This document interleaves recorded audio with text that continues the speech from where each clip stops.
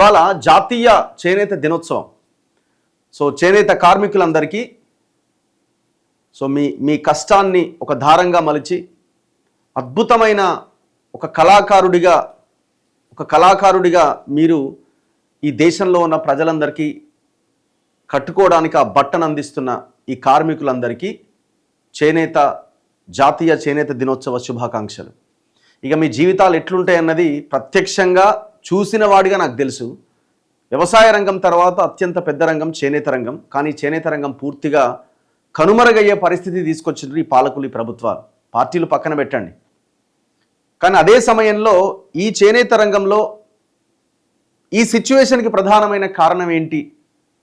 కనీసం మీ గ్రామంలో ఉన్న, మీ పరిధిలో ఉన్న మీ చేనేత సహకార సంఘం ఎలక్షన్స్ పెట్టడానికి ప్రభుత్వాలు ముందుకు రావు. 12 ఏళ్ల తర్వాత మొన్న ఎలక్షన్స్ పెట్టారు. ఎలక్షన్స్ పెట్టి పాలక మండలి ఏర్పాటైనా కనీసం అక్కడ రూపాయి బిల్ల ఉండదు. కనీసం అక్కడ అటెండర్కో స్వీపర్కో ఒక నెలకు 2000 ఇవ్వడానికి డబ్బులు ఉండవు. చేనేత కార్మికుడు నేసిన ఉత్పత్తులు ఆ సొసైటీలో పెట్టుకోవడానికి, అక్కడి నుంచి ఆ టెస్కోకో ఇంకొకరికో ఇవ్వడానికి అవకాశం లేదు. ఆ మెకానిజమే లేకుండా పోయింది. సో మనం బయట ప్రైవేట్లో షాపుల్లో కొనుక్కునే వస్త్రాలకు అండ్ ఈ టెస్కో ద్వారా అమ్మే వస్త్రానికి చాలా రేటు ఉన్నది. కారణం ఏంటంటే టెస్కో అక్కడ ఉన్న ఎంప్లాయీస్ కానీ వాళ్ళ మెయింటెనెన్స్ కానీ ఇవన్నింటి ద్వారా ఎక్కువ రేటుకి అమ్మాల్సిన పరిస్థితి. దీంతో అక్కడికి వెళ్ళి కొనుగోలు చేసేటువంటివి కానీ, లేకపోతే వాళ్ళు ఆ ఉత్పత్తుల మీద పెద్ద ఎత్తున ప్రచారం చేసి ప్రజల్లోకి తీసుకెళ్ళి వివిధ రకాల స్టాల్స్ ఏర్పాటు చేసి ఆ అమ్మకాలను అమ్మేటువంటి ప్రయత్నం కానీ ఎక్కడా కూడా లేదు. అంటే దీనికి అసలు కారణం ఏంటంటే ప్రభుత్వాల పూర్తిగా నిర్లక్ష్య ధోరణి. వీళ్ళదేముందిలే అని. సో ఇక్కడ సమస్య ఎక్కడున్నది? ఈ వర్గాల నుంచి, ఈ చేనేత కమ్యూనిటీ నుంచి, ఈ పద్మశాలి కమ్యూనిటీ నుంచి ఒక్క లీడర్ ఉన్నాడా? ఉన్నారు కొంతమంది లీడర్, లేరని కాదు. కానీ చట్టసభల్లో మాట్లాడడానికి మీ సమస్యల మీద ఒక్క నాయకుడు ఉన్నాడా? ఆలోచించాలి. దాదాపుగా ఉన్నటువంటి 25 లక్షల 30 లక్షల మంది ఈ చేనేత కార్మికులు, ఈ ఓటర్లంతా ఆలోచించాలి. ఎందుకు కనీసం మీ కులం నుంచి, మీ వర్గం నుంచి ఒక్కరు కూడా చట్టసభలకి ప్రాతినిధ్యం వహించట్లేదు? ఎంతకాలం ఇంకా ఇది? అసలు మీకు సంబంధించిన చేనేత రంగానికి సంబంధించిన ఒక ప్రశ్న అడగడానికి ఒక ఎమ్మెల్యే అని ఉండాలి కదా కనీసం. ఎవరు లేరు కదా. చెప్పొచ్చు మంత్రి ఉన్నారు, కొండా సురేఖ ఎవరో కనబడుతున్నారు, ఆమె గవర్నమెంట్లోనే ఉన్నది ఆమె. సో వాళ్ళు కూడా ఏ రోజు ఈ సమస్యల మీద మాట్లాడింది లేదు. ఎవరు మాట్లాడింది లేదు ఇప్పటివరకు. ఎన్నికైనటువంటి ఈ కమ్యూనిటీ నుంచి వచ్చినటువంటి ఎమ్మెల్యేలు కానీ ఎమ్మెల్సీలు కానీ ఎవరు కూడా అంత గొప్పగా ఫైట్ చేసింది అయితే ఏం లేదు. ఏదో ఒక సందర్భంలో ఒక రిప్రజెంటేషన్ ఇవ్వచ్చు, లేదంటే ఎక్కడ ఒక దగ్గర మాట్లాడవచ్చు, కానీ అది కాదు కదా. ఒక దీర్ఘకాలికమైన పోరాటాన్ని నిర్మించినటువంటి నాయకుడే లేకుండా పోయింది కదా. కారణం ఏంటి? ప్రజలు కూడా ఆలోచించాలా. జీవితాలుగో ఈ రకంగా ఉన్నాయి, మేము ఎట్లా బయటికి రాగలుగుతామనే ప్రశ్న సహజమైన క్వశ్చన్ అయినప్పటికీ ఏదో ఒక సందర్భంలో, అందులో కూడా ఇంటెలెక్చువల్స్ ఉన్నారు కదా, అందులో కూడా వ్యాపారాల పరంగా పై స్థాయిలో ఉన్న వాళ్ళు ఉన్నారు కదా. మరి మీరంతా ఏం చేస్తున్నారు? బిజినెస్లు చేస్తున్న పద్మశాలి వాళ్ళు లేరా? పెద్ద పెద్ద బిజినెస్లు చేస్తున్న వాళ్ళు ఉన్నారు. మరి మీరంతా ఏం చేస్తున్నారు? మీ దగ్గర డబ్బు ఉన్నది, తెలివి ఉన్నది, అన్నీ ఉన్నాయి, చదువుకున్నారు. మరి మీరు ఇంకొక తరాన్ని ముందుకు తీసుకెళ్లే ప్రయత్నం మీరు చేయాలి కదా. కనీసం ఒక హెల్ప్ అయిన వాళ్ళకి చేయాలి కదా, కొట్లాడుతున్న వాళ్ళకి. ఆ ప్రయత్నం ఎందుకు చేయట్లే? సంఘటితం కానంత కాలం ఈ వ్యవస్థ ఇట్లనే ఉంటుంది, ఇంతకంటే భయంకరంగా తయారవుతుంది. చేనేత అనేది ఒకటి ఉండే అని మనం భవిష్యత్ తరాలు అనుకోవాల్సిన పరిస్థితి ఏర్పడుతుంది. సో దీని నుంచి బయటపడాలంటే పోరాటం ఒక్కటే మార్గం, రాజ్యాధికారం ఒక్కటే మార్గం. చట్టసభల్లో మన గురించి మాట్లాడే వాళ్ళు అక్కడ మనం ఏర్పాటు చేసుకోవడం చాలా ఇంపార్టెంట్. అంతకు మించిన పరిష్కారం ఏం లేదు ఇక్కడ.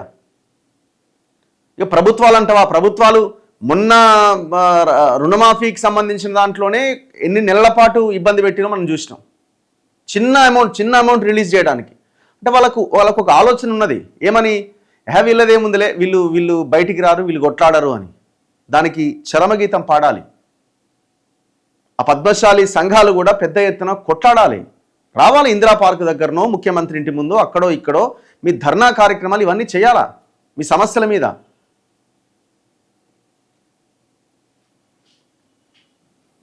సో అందరూ అదే పెడుతున్నారు, జాతీయ చేనేత దినోత్సవం అని. వ్యవసాయ రంగం తర్వాత అతిపెద్ద రంగం చేనేత రంగం. ఇప్పుడు ఇవాళ పవర్ లూమ్స్ వచ్చి ఇంకా రకరకాల ప్రింటెడ్ మెటీరియల్ వచ్చి చేనేతను మొత్తం ఖతం చేస్తున్నాయి. ఇప్పుడు కొన్ని మీరు షాప్కి వెళ్తే అది ప్రింటెడ్ కానీ అది చేనేత అని అమ్ముతుంటారు, హ్యాండ్లూమ్ అని అమ్ముతుంటారు. కానీ జనాలకు తెలియదు కదా దాని గురించి. అవగాహన ఎవరికి ఉంటుంది? ఆ వస్త్రం మీద అవగాహన ఉన్న వాళ్ళకి మాత్రమే అది తెలుస్తుంది. సో ప్రింటెడ్ మెటీరియల్ని కూడా చేనేత అని అమ్ముతున్నాయి. ఇది పెద్ద మార్కెట్, ఇది వేల లక్షల కోట్ల మార్కెట్ ఇది. సో దీన్ని అరికట్టాలి కదా. మరి ప్రభుత్వాలు ఏం చేస్తున్నాయని అడిగేటోడు ఎవడు? ప్రభుత్వాలు చెయ్యవు, వాళ్ళ లైన్ వాళ్ళదే, అడిగే వాళ్ళు కూడా లేరు. సో ఇవన్నీ సమస్యలు చేనేత రంగాన్ని చుట్టుముడుతున్నాయి. ఇక జాతీయ చేనేత దినోత్సవం రాగానే ఇక ఒక రోజు మొత్తం అసలు ఇక ఆ రోజు పెద్ద ఎత్తున మాట్లాడాలి. ఆ రోజు ఇక ఎవరో ఒకరిద్దరిని కలవాలి, దాని మీద స్పీచ్లు దంచాలి. ఇది అలవాటు అయిపోయింది.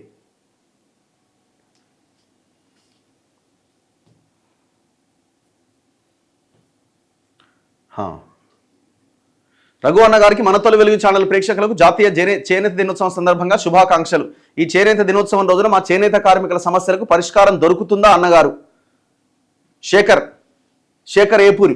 అయితే నేనేమంటున్నా, ఇప్పుడు సిరిసిల్ల అనే ఒక నియోజకవర్గం ఉంది, దగ్గర 50,000 నుంచి 1,00,000 ఓట్లు ఉన్నాయి. అక్కడ ఉన్న పద్మశాలీలు చేనేత కార్మికులు వాళ్ళందరూ అనుకుంటే సీటు వాళ్ళదే. కానీ ఎవరు అక్కడ రాజ్యంలో అధికారంలో ఉన్నారు? ఎప్పుడు వస్తుంది మనకి? ఇట్లా చాలా నియోజకవర్గాల్లో ప్రభావితం చేసే నియోజకవర్గాలు చాలా ఉన్నాయి. ఫర్ ఎగ్జాంపుల్ భువనగిరి నియోజకవర్గం, అక్కడున్న పోచంపల్లి, అటు మునుగోడు, అక్కడున్న చౌటుప్పల్, నారాయణపూర్, పుట్టపాక, గట్టుప్పల్, మొత్తం ఎవరు అక్కడున్న ఓట్ బ్యాంక్ అంత ఎక్కడిది?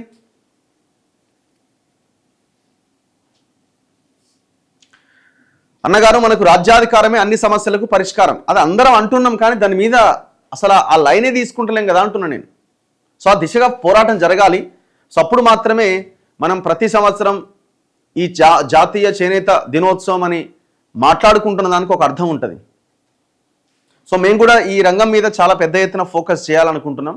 సో రాబోయే జాతీయ చేనేత దినోత్సవం వచ్చే వరకు చాలా వీడియోస్ మన తొలి వెలుగు ఛానల్లో కార్మికుల సమస్యలు, కష్టాలకు సంబంధించిన చాలా వీడియోలు కానీ అవన్నీ ప్రభుత్వం దృష్టికి తీసుకెళ్తామని మేము హామీ ఇస్తున్నాం.